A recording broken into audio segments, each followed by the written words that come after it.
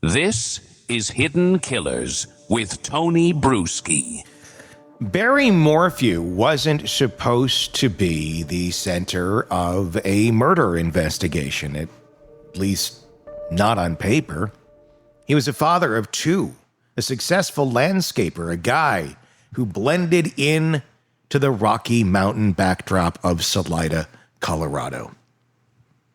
Like pine trees and pickup trucks. But on May 10th of 2020, Mother's Day, his wife Suzanne disappeared, and the story he told, bike ride gone wrong, no witnesses, no urgency, just a vague mention of chipmunks and a whole lot of trash dumping, set off alarm bells that still haven't stopped ringing.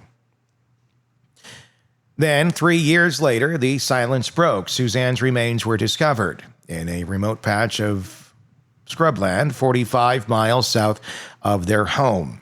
No obvious signs of trauma, but deep in her bones, forensic toxicologist found something called BAM, a rare sedative cocktail used to tranquilize wildlife. Not exactly a household chemical. And the only person anywhere nearby who'd ever bought it? Well, that's Barry. Years earlier in Indiana for deer farming. And that's when everything that seemed weird suddenly started to look like evidence. This is where a domestic tragedy isn't just a domestic tragedy. It was a story allegedly of control, manipulation, and the illusion of normalcy. Barry Morphew is now facing new charges in Suzanne's death. And what makes this case so disturbing isn't just what happened to Suzanne, but how long it took anyone to hear her. To unpack the deeper psychological layers of this case, coercive control, betrayal, trauma, sedative, homicide, and the family members caught in the emotional wreckage, we're joined by psychotherapist and author Shavaun Scott.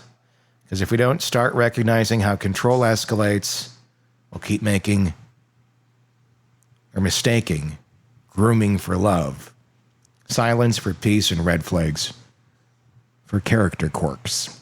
Suzanne had a secret affair for almost 2 years.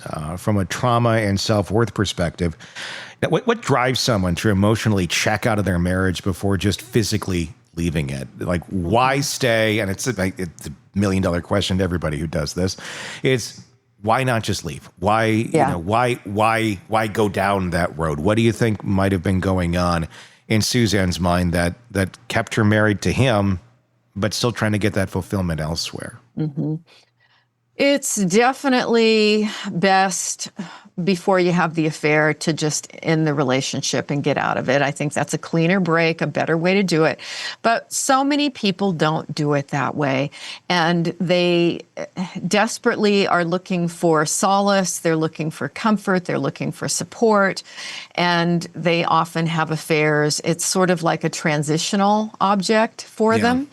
And my guess also is that she was frightened to leave him and may have had a lot of anxiety about making the final break. And sometimes people have a long phase of having to work up to doing it. And in her case, I'm sure she was a homemaker. She had concerns about how she was going to get through it financially. And sometimes people have to go through a planning phase for, okay, what am I going to do? What is it going to look like?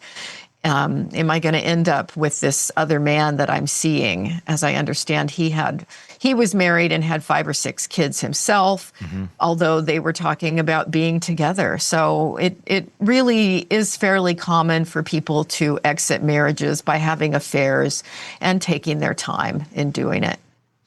Barry allegedly presented their marriage as being very happy. Obviously, while Suzanne was documenting feelings of being controlled. How common is it for abusers to present that false public image and also to believe their false public image, to really think things are hunky-dory here, the way I'm doing things, and not having any clue that your partner is that level of unhappy? 100%. You nailed it. And these folks are, of course, if you're a murderer, you're going to be cluster B. So you've got the narcissism there, always wanting to give a good impression publicly. And that doesn't surprise me. And in his mind, he was a great guy. And if there was any unhappiness, loneliness, dissatisfaction on her part, it was not on his radar at all. And he really didn't care. Yeah. And there were a lot of signs in here that I guess when normalized, one wouldn't see until sometimes you're out of that bubble. And maybe you would have seen it earlier. Maybe you would have seen it 10 years earlier and gone, huh? But once you're so far deep in, you're not realizing it. Barry allegedly was checking her spending, questioning her constantly, and policing her communications as well. So a lot of lack of trust. Is it lack of trust or need for control when someone is doing something like that? Because even if the person's not going out of control with spending, they're not doing anything crazy, there's no reason you need to police their communications. And you should not be in a relationship with anybody that you have to be doing those sort of things with. No. But the fact that someone is doing that, is that a control, or is that a I don't trust you type thing, or maybe a little bit of both in their mind? Probably both. Yeah. Because a person like this often has some paranoid tendencies. They can misperceive benign things as someone is up to something or doing something to them. And that's just sort of this subtle style of thinking that they have. But the need to control is overwhelming. And that can confuse women for a long time, that they don't, when they're used to it, they don't see how bizarre it is. I would say for both parties, honestly, not in this case, but for both men and women, because both sides can very much do that to one another. And I think a lot of times it starts with an argument of, well, it's because I care about you. Well, it's because I love you, because I just want to make sure you're okay, or whatever, someone is throwing out there. And maybe it starts innocently. Maybe it starts out of insecurity, and they just want to know whatever the hell they want to know. But then it seems like once you give an inch with someone like that and go, okay, well, we'll do Life 360, or we'll do the phone monitoring, you turn my location on, that so many people do today. And then it's, I want to know this too, and I want to know that too. That can be very insidious, and a lot of people don't tend to see that until it is too late. Where is the line on that? Like, where is the line where this is healthy, we just care about each other, and we just want to know where each other is if we needed it, not like, I'm sitting here, where are you at? That doesn't look like the grocery store. Why are you in a neighborhood, or some BS like that? Versus a healthy way of keeping tabs on each other out of care and love versus control and fear. That's a really good question, and probably a bit different with every couple.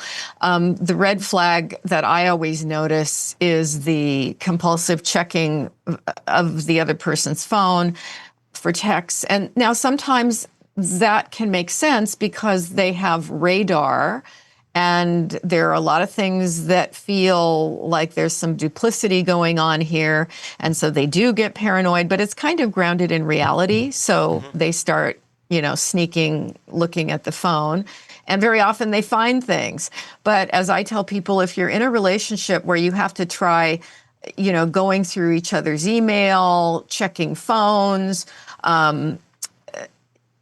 what are the other ones that they do? Recording as what's going on in this marriages, secret pen recording. When you have to secretly record each other, this is, get to a marriage therapist quick, or determine, do I really need to be in a relationship where this kind of stuff is going on? Now, my husband tracks my phone when I'm out of the house because I get lost. And we do live in a big city where if you go into certain parts of town, there can be carjackings and crime. And he says I know he's doing it. I support that. Yeah. The problem was the time I took an Uber to the far end of town, and I accidentally left my phone in the Uber. Yeah. And so Mike was seeing my phone track all over the city in this wild pattern, and he was certain I had been kidnapped. Sure. So eventually we worked that out. But don't leave your phone in the Uber. But yeah, there are times when I think it makes perfect sense. But when it's coming from a place of pathological control where people really don't trust each other, I mean, that's the foundation of a good marriage is trust. You know, you want this person to be your safe person, not the person you have to walk on eggshells with or worry about.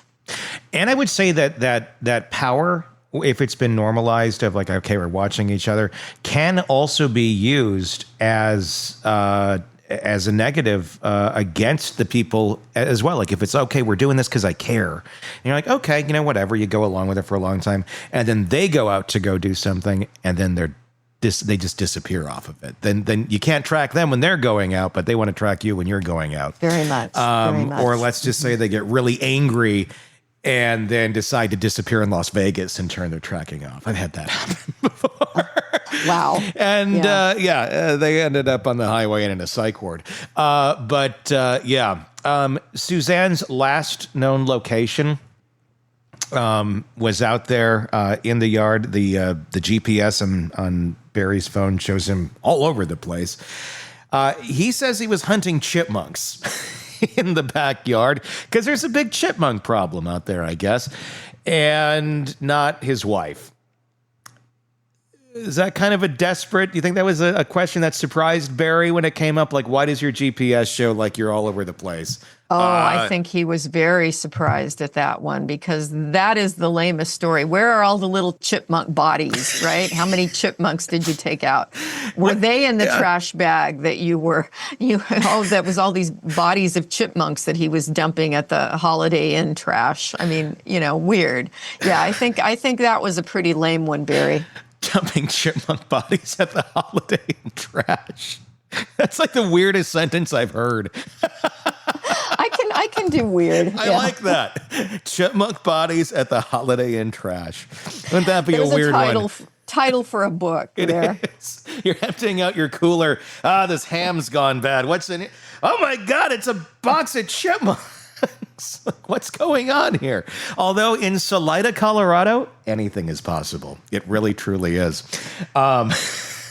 Anyway, I think that'll wrap that up for our discussion here of what the hell's going on in this case. There's a lot to come as the progression of this goes, hearings and such, all on the way to determine if Barry Morphew is going to be going to trial in the coming, I'm going to say years. At this point. The Barry and Suzanne Morphew story isn't just a crime, it's a case study in the kind of psychological warfare that too often hides behind polite smiles and family photos.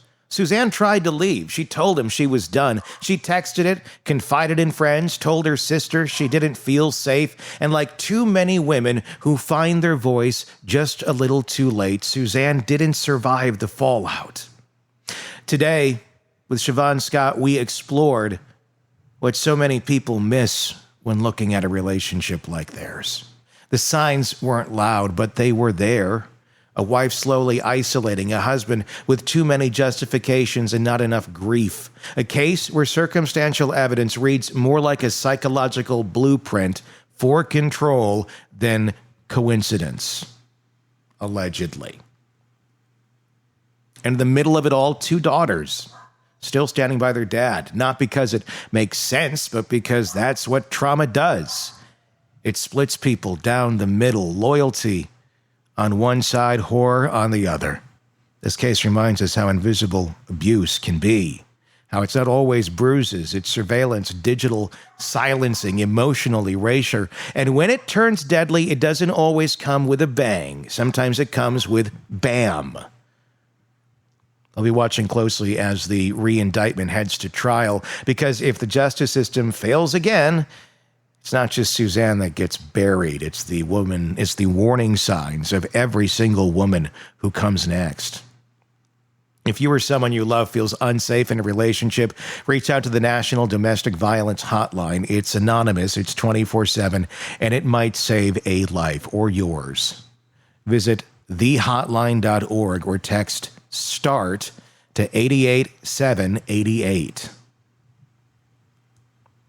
Tell me what you think about this story, where it's going, where it's at, the evidence, what we talked about in the comment section on YouTube. Love to hear those, so please do chime in there. And press subscribe on YouTube if you have not done so yet, so you don't miss out on any of this. And if you're not there, search Hidden Killers with Tony Bruschi on YouTube, and that's where you will find us. And press subscribe if you're listening to us on the podcast platforms as well. Vice versa, you can take us with you. You can watch us there, here, everywhere, everywhere you want to be, like Visa used to say. So please do check that out. And if you want to, you can go premium on YouTube now, where you can get access to all of our videos and stuff in advance of everyone else. Basically, as we make them, you get them. You don't have to wait for them to be released later in the week. So check that out on YouTube as well. We appreciate that support. Until next time, I'm Tony Bruschi. We'll talk again real soon. Craving non-stop true crime updates? Press subscribe now and get the latest cases, analysis, and expert commentary delivered straight to your feed. Only from the Hidden Killers podcast and True Crime Today.